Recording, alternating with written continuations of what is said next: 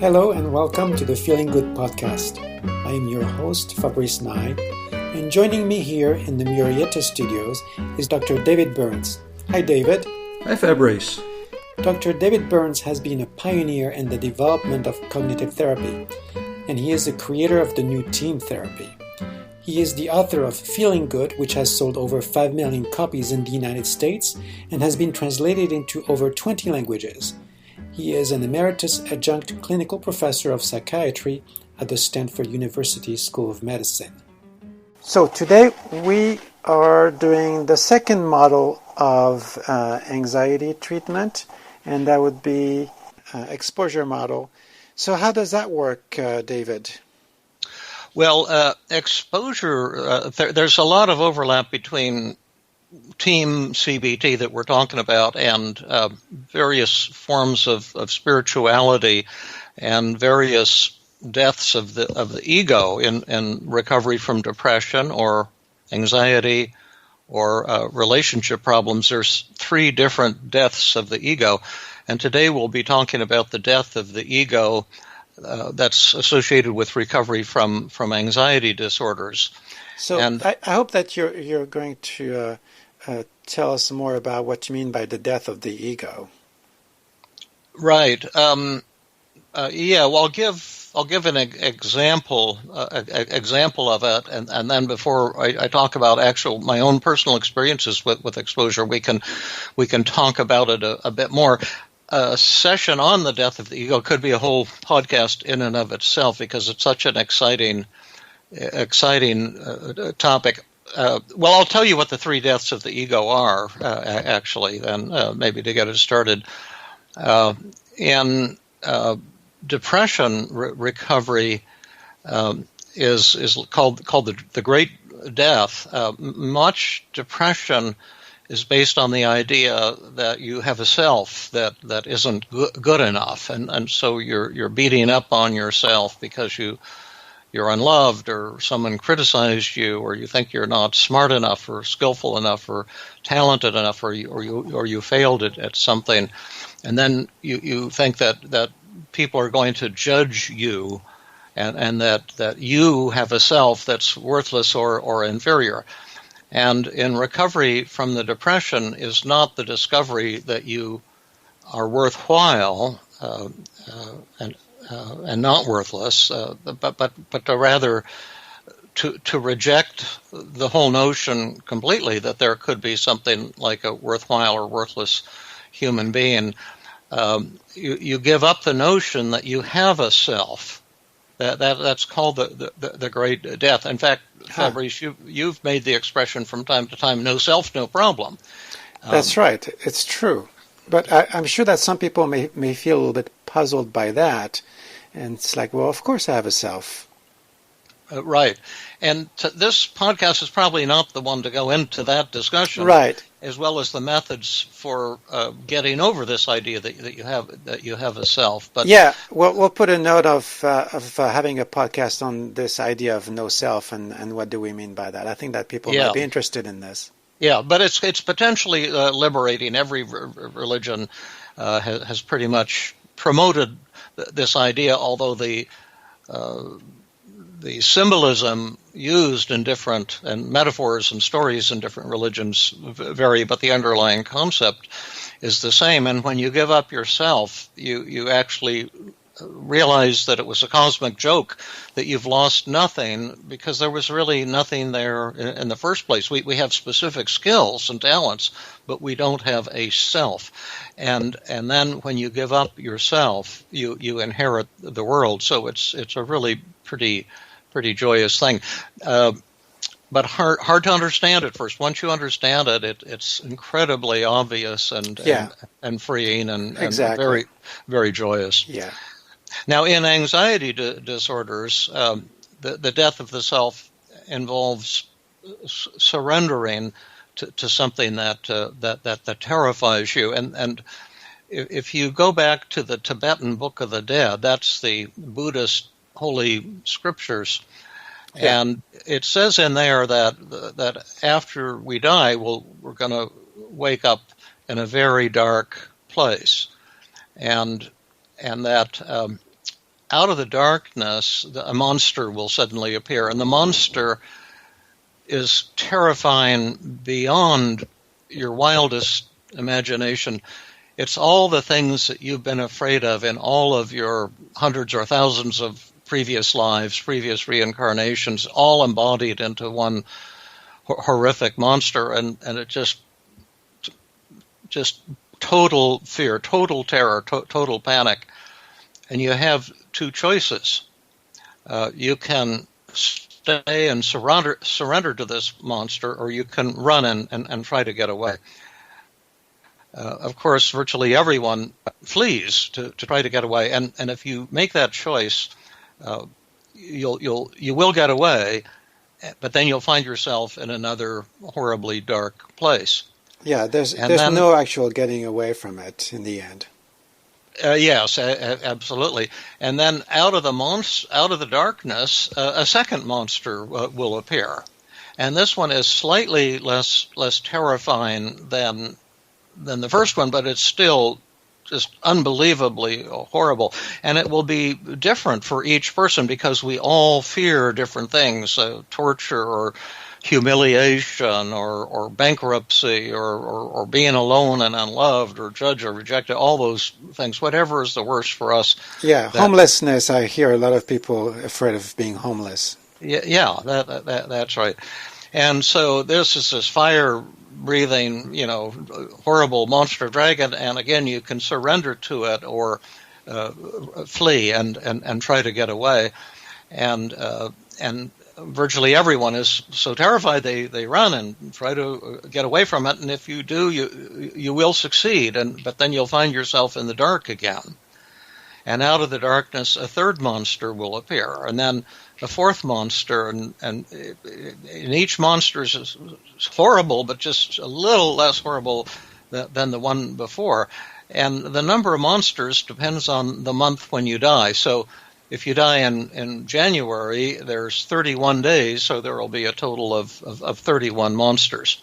Huh. Now, I didn't know that. That's interesting.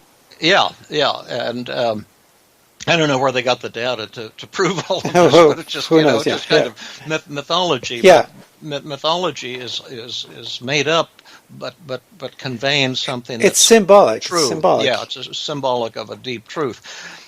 And if you escape from all of the monsters, then you'll be reincarnated as something very lowly, like a worm, or what I say to a group of mental health professionals, you may be reincarnated as a psychologist in the era of managed care. That have a life of suffering and deprivation and paperwork. You tell me, yeah. Yeah, but if you'd have surrendered to a higher monster, you'd be reincarnated with more prestige, more income, a higher status in your life.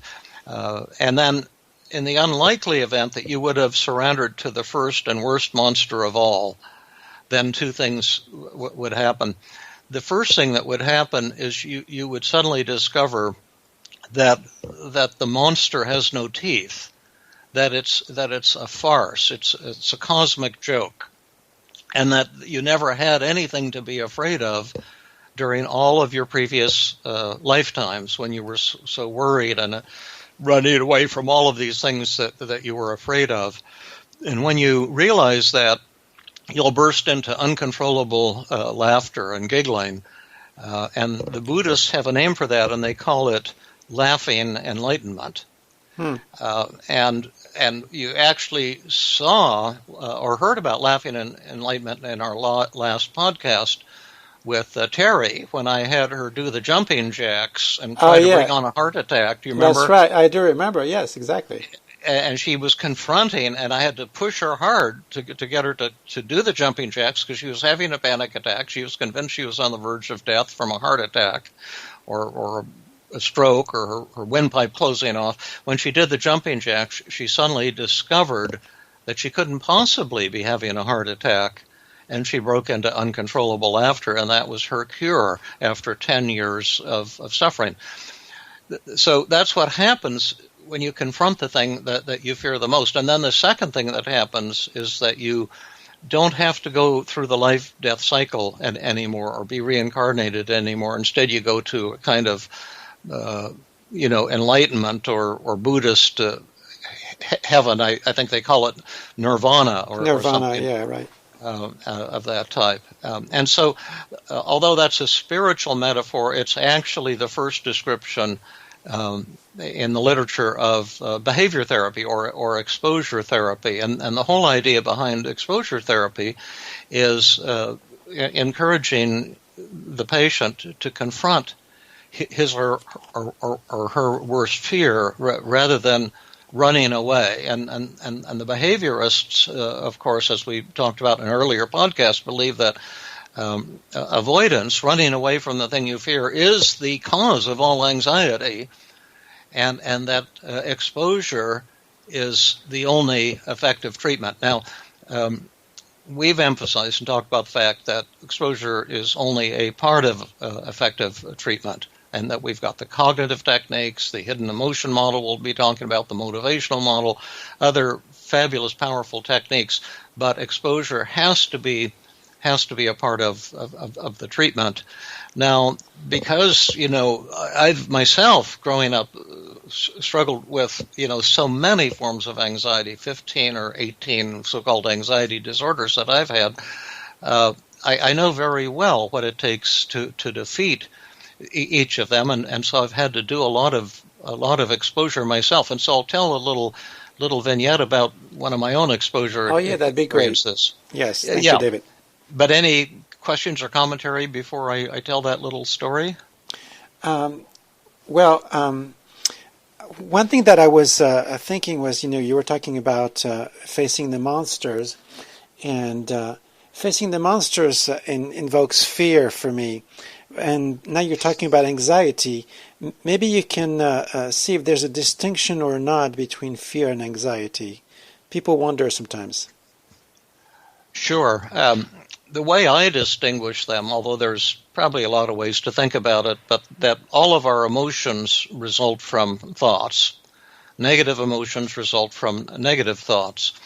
And so healthy fear is caused by negative thoughts that are true.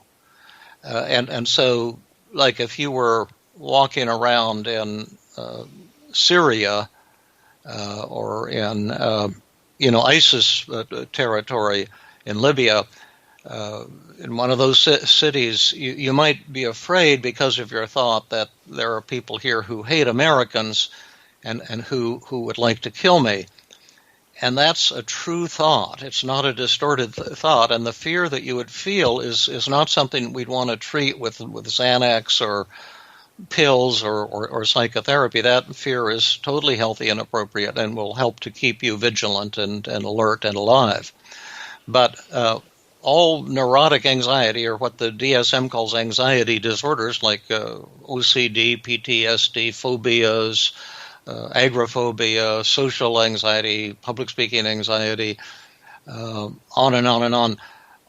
Those feelings also result from negative thoughts, but the negative thoughts are distorted and untrue. You're telling yourself something that's untrue. And all of the same 10 cognitive distortions that trigger depression are also seen in anxiety, like fortune telling, telling yourself, when I get up in front of the audience, I'm going to blow it. I'm going to make a fool of myself. When I get on that plane, I just know it's going to crash. That's fortune telling, or mind reading. I'm the only one in this party who feels anxious, and other people don't ever feel shy or insecure, and no one would really be interested in me or what I have to say. Thoughts like this, and then all or nothing thinking causes performance anxiety. Like if this podcast isn't fantastic, it's going to be totally horrible. You think in black and white. Shades of gray don't exist, and you've got your should statement, self-blame, emotional reasoning. I feel anxious, therefore something terrible is going to happen. So that's the main difference. Well. So if I were to summarize this in short, it would be like, if I'm afraid of something that's true, then it's fear. If I'm afraid of something that's false, it's anxiety. Yeah, if the thoughts that trigger the feelings are false. Yeah. Yeah. Okay, yeah, good. Nice, clear way to put that. Now, one of the fears that I had growing up, I had fear of blood, bees, horses, dogs. I can't even remember all this. Vomiting, shy. I can't remember all the things, but there were tons of them. But one of them was a blood phobia. And I coped with it simply by avoiding, things like blood, and that was pretty convenient. But whenever I had a nosebleed as a child, it would terrify me. But other than that, I just didn't deal with it. And like when I was in college, I didn't take any biology classes because I didn't want to have to deal with blood and tissue and things like that. And then you became a doctor. Yeah, I never should have gone to medical school, but one of my advisors at Amherst, I was going to go to psychology graduate school like you did, and I should have, but he said, oh, no, it's better to go to medical school. And so I ended up at Stanford Medical School, never really wanting to be a doctor, and I was like a fish out of water, and I just cut classes, and it wasn't a good experience for me, and I think I was one of the worst medical students they ever had at Stanford. But like one day I went to a lab and they say, today, this was my second year, you students are going to draw blood out of each other's arms, and they handed out these tourniquets and needles and syringes and little alcohol wipes, and I just walked up and got out of that class and went down to the dean's office and says, I'm dropping out of medical school. I don't want to be here. I never should have been here. It's a huge mistake. And he said, well, you can do that, but if you want, we'll give you leave of absence for a year, and then if you change your mind, you can come back in a year. We'll hold a slot open for you. So I said, well, that'd be very kind. And then I took a year off and I went back. I finished medical school mainly by cutting classes and avoiding things. And then when it came time for me to do my internship, I said, I've got to solve this problem, and I've got to learn how to use a stethoscope and, a list of people's heart and lungs and all those things I never learned in medical school because I was always cutting classes because it made me so anxious. And so I went to the Highland Hospital emergency room in Oakland a month before my internship began, and they allowed me to work there as a volunteer. But as an intern or something, 12 hours on and 12 hours off, 7 days a week. And it was a tremendous month for me. But the first day I was there, I was terrified and afraid I was going to see something bloody. And then I heard the sirens, and that terrified me because that's a major trauma center there at Highland Hospital in Oakland. It's a county hospital, and they have 10,000 ER visits per month. And they get very severe things in there, and so I was getting really nervous, and then they were pushing this body down on a gurney, running with police officers and paramedics, running at top speed to the major trauma room, and all these doctors and nurses suddenly went in there, and when they pushed this gurney past, I looked and I saw this man from his waist up. He was pretty much just everything was bloody. There doesn't seem to be a shirt or anything, just raw bloody tissue in his face, his chest, his arms. I thought, oh my gosh, I don't want to have anything to do with this. And a nurse grabbed my lab coat and pulled me over to the door, and I could see, 5 or 6 doctors and nurses working on this guy, and the nurse explained that this fellow was a bomber, and he was going to bomb City Hall, and his bomb blew up in the basement, and we're going to try to keep him alive. Wow! And then she said, "You've got to help us." And I didn't even want to go into the room, and I said, "Well, this isn't exactly my area of specialization, and what exactly did you want me to do?" And she handed me a toothbrush, and she said, "Here, you get busy with this." And I said, "What? You want me to brush this guy's teeth? Does he have terrible breath or something? The guy's in a coma. He's on the verge of death. Why would you want me to brush his teeth?" And then she pulled me right up to the edge of his body, and it was really scary for me. They had put needles in both of his arms and both of his legs, and they were squeezing in fluid with blood pressure cuffs to try to keep him from going into shock. And she said, "Look at his bloody tissue. You see all those black dots in there? That's gunpowder, and that's going to poison him to death. And somebody has to take a toothbrush and get all of that gunpowder out of his flesh, and so that's going to be your job." And I was just terrified, and I wanted to run and avoid the situation, but I couldn't exactly say, tomorrow will be a better day to do this. There's all that social pressure, so I had to put my hands, and I don't think we wore gloves in those days, into this bloody tissue and start removing the gunpowder. And my anxiety was 100 on a 0 to 100 scale. Yeah. And I could not avoid it. And so it was like forced exposure or flooding, which is the most extreme form of exposure. And for 15 minutes, nothing changed. I was just in a sheer panic, but forcing myself to, get after this gunpowder. And then I suddenly had the thought, these doctors and nurses here are fantastic. They're like geniuses or something. How can they handle all these things that come into the emergency room so beautifully? They're probably going to save this man's life. And at Stanford, we never saw much of this kind of major trauma. It was all like real esoteric, rare cases that would get transferred to Stanford and stuff. But this was real gritty, nitty-gritty trauma medicine.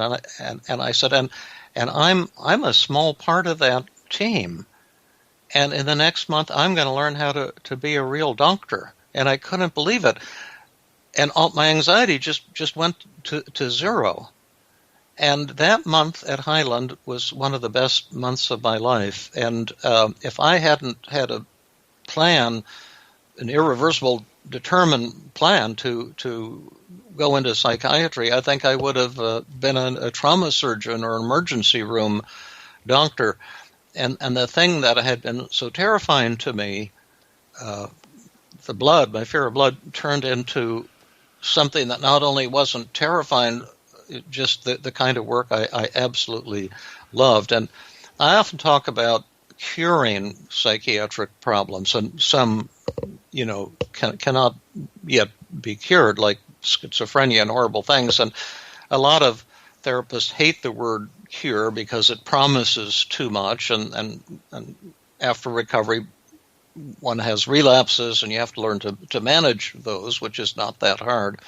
But I, kind of shamefully have to say in certain situations, I like the word cure because I was cured of my fear of blood. In the course of 1 hour. Well, right, 20 minutes really is the amount of time that it took. And it was more than 100% cure. It was what I call a 200% cure, because 100% cure is a total elimination of your fears, a total elimination of your anxiety. But a 200% solution is that you fall in love with the thing that you were afraid of. Like, I think that most of these people who climb cliffs and do these amazing, mountain climbing things, probably a lot of them had the fear of heights, and then as they overcame it, it became a source of euphoria for them. And so that's a dramatic example of exposure. And it's pretty easy for therapists to learn how to do exposure, but what's really tricky is overcoming the patient's resistance to using exposure, because very few, if any, anxious patients will want to use exposure because it's terrifying. It is, yeah. And I had avoided blood. That was my way of coping with it for the first, 30 years of my life, or however old I was when I finally faced my fear in the Highland Hospital emergency room. But motivation is so important, and you see, I was highly motivated to overcome my fear of blood, because before that, you see, I also dropped out of medical school for a year after medical school and never intended to do an internship or residency. I never saw myself as a doctor, and my wife and I were actually homeless, living down in Carmel Valley and Pacific Grove. That's and a I pretty used good to, place to be homeless. yes, it was beautiful down there. I mean, we never thought there was anything, like felt sorry for ourselves or whatever. We would hitchhike around and ask people if we could sleep on their, floor of their living room, and there was always somebody offering us a place to sleep. But it was inconvenient because we were about to have a baby, and I didn't have any money at all. And I've always loved doing therapy. I used to just go around to beaches and coffee houses, counseling people for free. But they didn't take me seriously because, they didn't have to pay for it. And I was just some stranger that they had run into. And then I had the thought, well, if I went back and faced my fear and got my psychiatric residency, I still wouldn't know anything. But people would think I knew something. And so they would come and pay me to talk to me. And then, we could have groceries and a place to live. And that was the motivator that gave me the determination to finally confront my fear and overcome it. But the reason that I'm saying that is that motivation, you have to work with the patient's motivation in addition to using exposure techniques. And in another podcast, we can talk about how to motivate anxious patients and how to overcome those forms of the outcome resistance and the process resistance. So I love your example and your explanation of it. I'm wondering, how would a clinician operationalize that? Let's say somebody shows up with some other kind of anxiety problem, maybe not a phobia, but anxious about something in the future. Yes, there's really dozens of types of exposure now. In the early days, it was just classical exposure, and what I did was classical exposure, where you confront the thing you're afraid of in reality. So if you're afraid of heights, you might stand at the top of a ladder until your anxiety disappears, or go up the ladder one rung at a time and just stay at each rung until your anxiety disappears. Yeah. That's called gradual exposure or flooding. Those are the two ways you can do it. And so in the early days, it was just having people confront their fears in reality. But sometimes the things that people are afraid of are something that might happen in the future, or a traumatic memory of something that happened, like a horrible war experience, or having been raped or beaten. And so it's some memory, or it might be you're afraid of something that you can't confront in reality. Like if you're afraid of dying in an airplane crash, you can't go and do that in reality. Unfortunately, not. Maybe fortunately, it's not effective. If you do go get a plane and crash it, you will get over your fear. That's you for won't sure. Be alive. But you can do these things. For example, cognitively in your mind's eye, using visual imaging techniques. I don't know how our time is, but I could give an example or two of other kinds of exposure techniques. There's really three categories, classical exposure, cognitive exposure, where you do it in your mind's eye, and then interpersonal exposure, which is for people with social anxiety. I've developed or learned about a dozen techniques to help, shy people overcome. So it'd be like classical exposure, but involving other people. Yes, right. Like flirting training and rejection practice, and the David Letterman technique, and shame attacking exercises, and smile and hello practice, and self-disclosure, things along those lines. Well, I'm sure that we'll have opportunities to zero in on some of those in future podcasts. One thing that I think might be of interest now is there's a little bit of something that's counterintuitive there for people, where you might think, okay, well, if I expose myself to something I fear, I'm going to be even more afraid of it. And it seems to be just the opposite. So is there like a theory that explains why that is the case? Oh, well, that's really, there's two really neat things about what you said there. One is that most people think, exposure won't help me because, every time I go in an elevator, I run out, I get terrified and run out. Yeah, it And happens to me all the time. So yeah, I know exposure doesn't work. yeah, exactly. And every anxious patient will make that argument. The When you do exposure, the goal is to intentionally make yourself anxious, or confront your fear with the support of your therapist, but to get as anxious as possible, and to maintain the anxiety at a high level as long as possible, and to stick with it until the anxiety diminishes or disappears completely. So just interacting with something that you're afraid of and then running away, that's not real exposure. That's actually called avoidance, and that will intensify the anxiety rather than have a healing effect. Right. The other point is that there's a lot of debate about how exposure really works, and the cognitive therapists say it actually works by changing the person's thoughts. So, for example, when Terry did her jumping jacks, she was afraid she was about to have a heart attack. It was that thought that caused her panic attacks.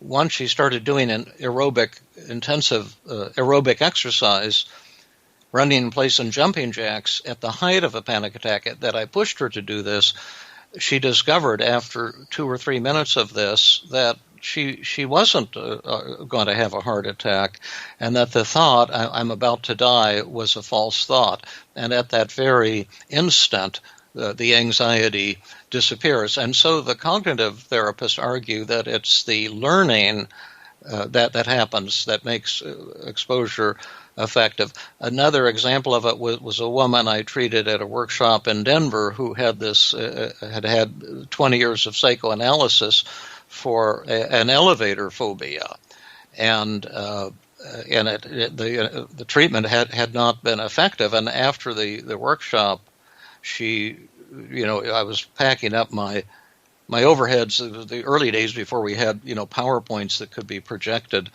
and I was backing up the overheads, and she said, "Oh, I wanted to be the volunteer for the live demonstration that you did today, but I was afraid. But I have a question for you. How I've been in psychoanalysis 5 days a week for my elevator phobia. How much longer? How long does it typically take to treat an elevator phobia?" And I said, "Well, it typically takes about 10 minutes to complete the treatment." And she said, "What are you talking about? How would this happen?" And I said, "Well, if you like, I'll just cure you right now." And she said, "Well, how would you do that?" I said, "Well, there's an elevator 30 feet away from us. There's a 4-story building.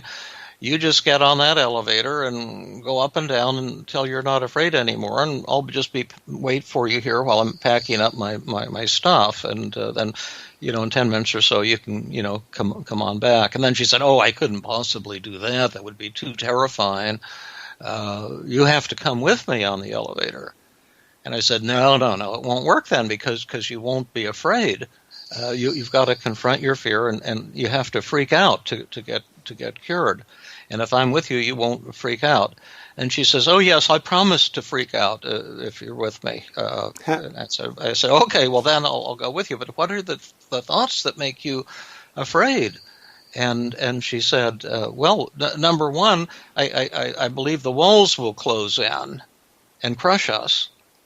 That's the one thing I'm afraid of. And the other thing I'm afraid of is I believe we're going to suck all the oxygen out of the air. There won't be enough air in there, so we'll suffocate."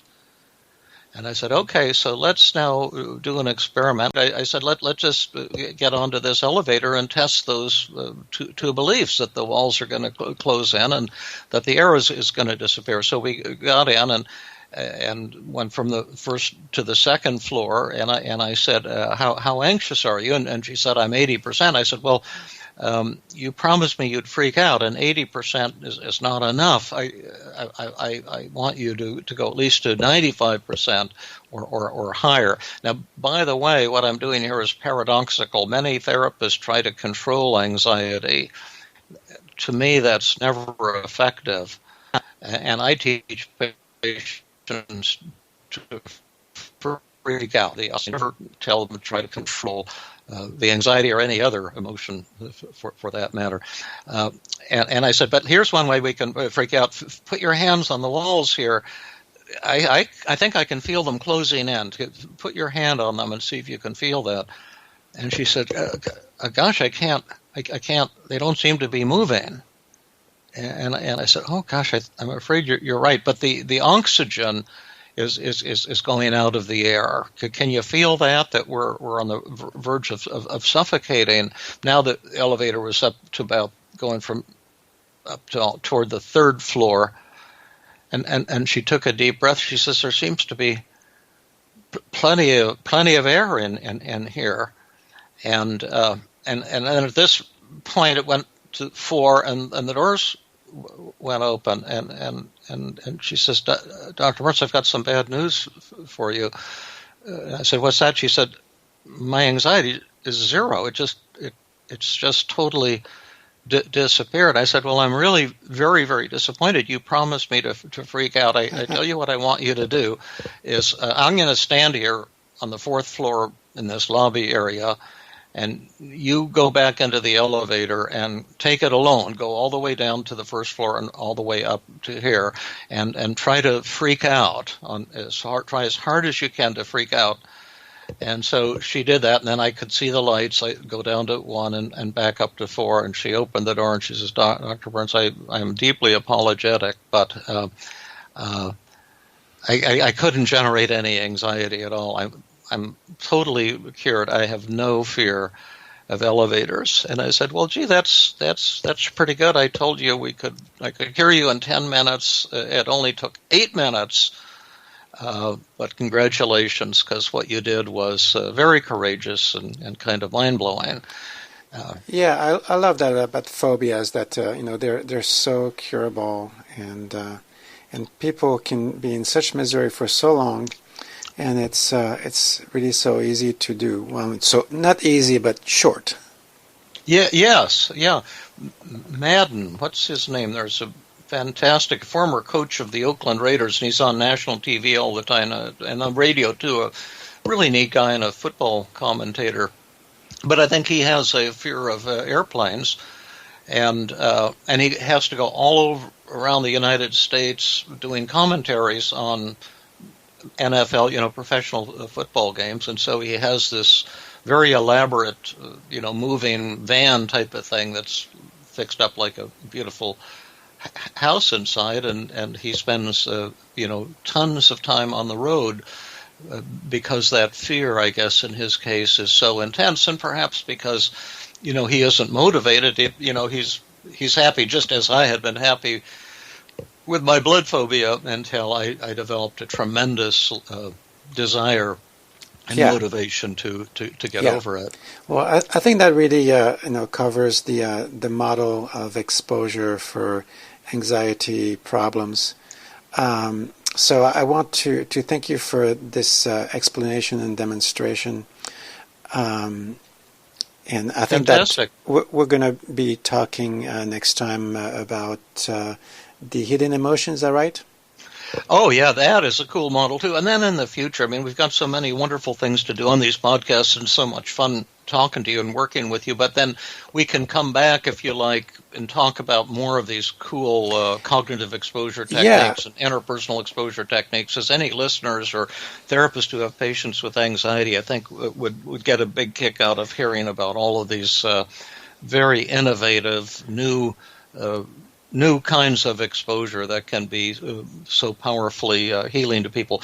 One thing I'm not sure we remembered to say at the beginning of the podcast, we keep forgetting, is that the podcast is intended to kind of whet your appetite, to give you a feel for what we call team CBT, and which is essentially like CBT on steroids. I've been attempting, with the help of compassionate and brilliant colleagues, to develop super high speed forms of treatment. They're not effective for everyone, of course, but they do seem dramatically more effective than regular CBT, as well as perhaps some other forms of psychotherapy. But to learn it, you really need some training. Most of these things you won't be able to do just by hearing about them on our podcasts. And so therapists interested in training can go to the Feeling Good Institute website. It's www.feelinggoodinstitute, all one word, .com. And they've got wonderful online weekly training groups for small groups of 8, 10, 12 or so therapists. I think 15 is the max that they can have in one of these groups. So they typically meet an hour and a half a week. Yeah. And you get to really practice these techniques. You can do personal works with colleagues as well. So I want to recommend that as one among many resources. Yeah, I think that what we're doing here is certainly giving people very useful information, but there's no substitute for interactive training in order to really practice those techniques. Right. And then to give a plug for myself too, you can find order forms on my website, feelinggood.com, for my psychotherapy ebook that talks all about team therapy and how to do all of these 50 or 75 techniques. And exercises you can write on paper and put your answer, then look up the answer. That's been helpful to many people. And then we're going to have the intensive training at in South San Francisco every summer, and other workshops that I do around the country as well. That can be a good helpful step in your learning if you'd like to learn these things. Do you publish a calendar of events on your website, feelinggood.com? Yeah, there's a workshop page there that lists the workshops. Great. And soon I actually hope, I've just recorded my first podcast training. It's a 12 hours of training on the treatment of anxiety disorders. It's called Worried Sick, and I just did a test of that new podcast series with a group of therapists in Canada, and then I hope to find a way that therapists can then, after that, bring those videos back, link them to my own website so therapists could sign up and do that training, the Worried Sick seminar. You can see the description of it on my workshop page, but I may be able to have that as a permanent training feature for therapists before too long at this website, feelinggood.com. That's terrific. I think that that's a lot of resources, and I'm very glad that the model can be disseminated in all these many ways. So very, very much thank you, David, for this, again, wonderful podcast. And we'll meet again for the next one. Okay. Thanks, Fabrice. Always a pleasure working with you. Super. Bye. This has been another episode of the Feeling Good podcast. For more information, visit Dr. Burns' website at feelinggood.com, where you will find the show notes for this podcast under the blog page, and where you can leave your comments and questions. The website has an abundance of resources for therapists as well as non-therapists, including books, workshops, a list of online training groups around the world, and much more. Theme music is Gypsy Jazz in Paris, 1935, composed and performed by Brett Van Donsel. I am your host, Fabrice Nye, and I invite you to join us next time for another episode of the Feeling Good podcast.